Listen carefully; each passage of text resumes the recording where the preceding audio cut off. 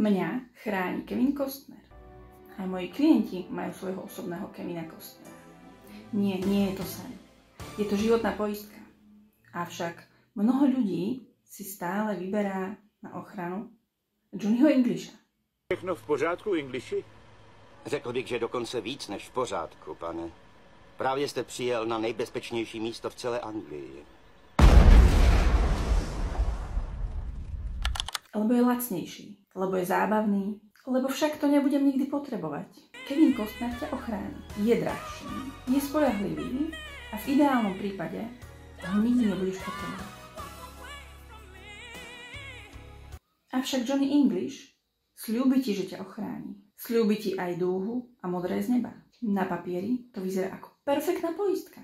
A potom Johnny omylom stlačí červené tlačidlo a odpáli vlastný rozpočet do vzduchu. A Johnny len povie: "Oh, prepáč." Ak chceš mať istotu, že teba chráni Kevin Costner, spravím ti rýchly audit tvojej životnej zmluvy. Zahrajme si hru na záver.